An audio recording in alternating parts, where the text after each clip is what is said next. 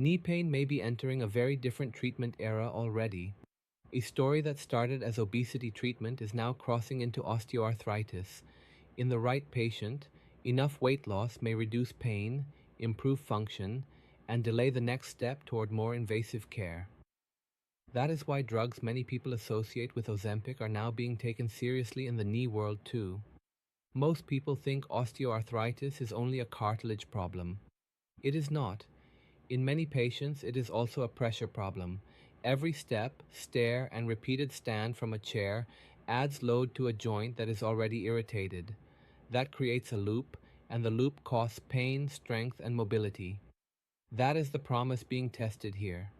If body weight is part of what keeps the knee irritated, meaningful weight loss may do more than change the scale. It may change pain, walking, exercise tolerance, and the timing of more invasive care. It may also make physical therapy easier to tolerate in the first place. That may buy time before injections or surgery become the next discussion entirely. I'm Dr. Kim, a licensed physician. This is not medical advice. Consult your doctor. Extra body weight raises force across the knee joint. It also often comes with low-grade inflammation, meaning the body stays mildly irritated. That means the knee is under more pressure, and the body may amplify pain more easily. So the knee is handling more pressure, while the body may feel pain more intensely.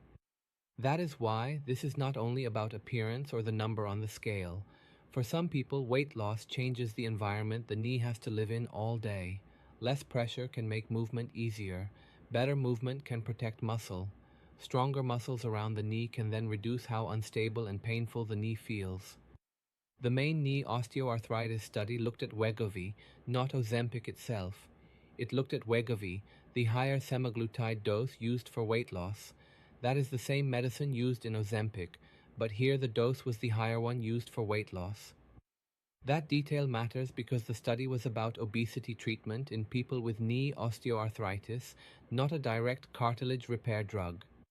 In that study, people with obesity and painful knee osteoarthritis were treated for 68 weeks. The semaglutide group lost much more weight than the comparison group that did not get the active drug. They also had larger improvements in knee pain and physical function. Those results were not only about lower body weight. They also pointed to better day-to-day knee performance.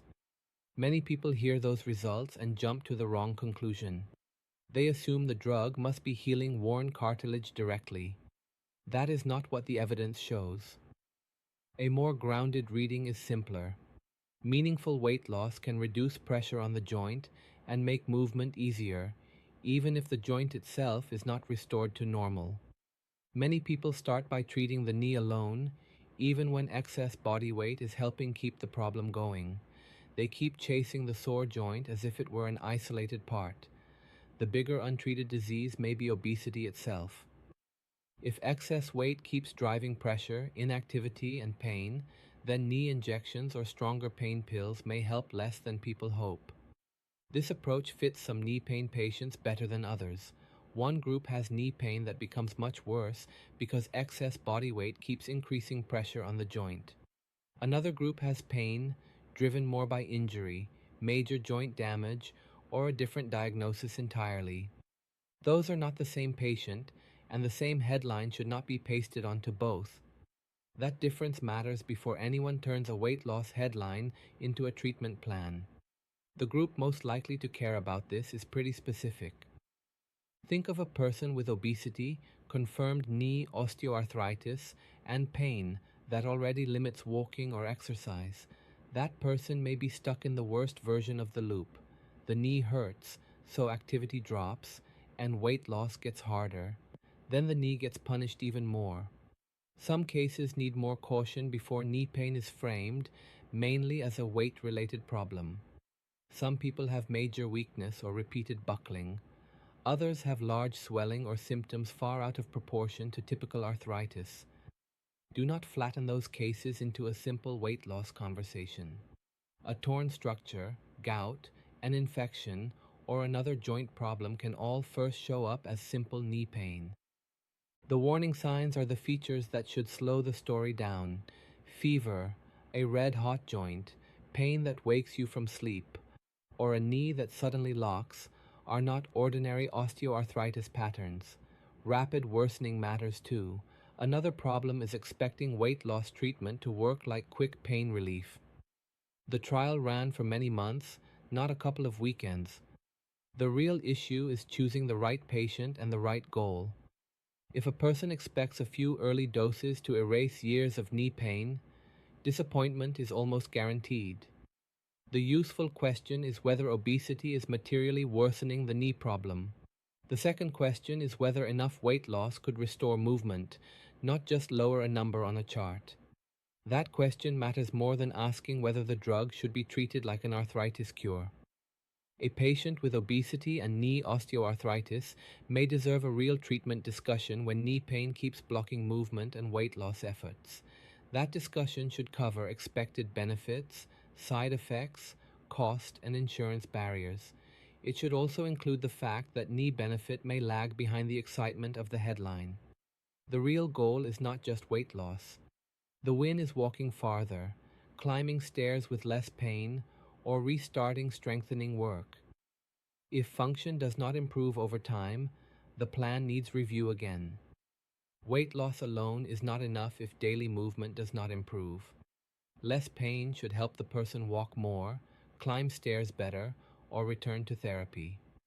Prevention still matters after the prescription starts because a medication cannot replace muscle support around the knee. If pain improves, use that window for steady walking and leg strengthening.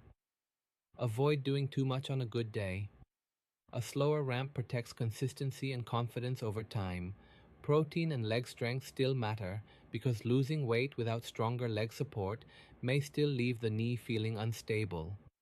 Semaglutide is not approved in the United States specifically as a knee osteoarthritis treatment. So this is not yet a case where the drug is officially approved for knee osteoarthritis itself. The evidence still matters because it may change which patients doctors consider for this kind of care. Insurance coverage may still be difficult. For the right patient, weight loss drugs now belong in the knee osteoarthritis conversation. Some knees are being hurt by aging and joint wear. They are also being hurt by excess body weight that keeps joint pressure and pain going. Treating that upstream driver may reduce pain, improve function, and help people stay active longer. Medicine simplified. That's what this channel does. If you want more, hit subscribe. This is not medical advice. Consult your doctor.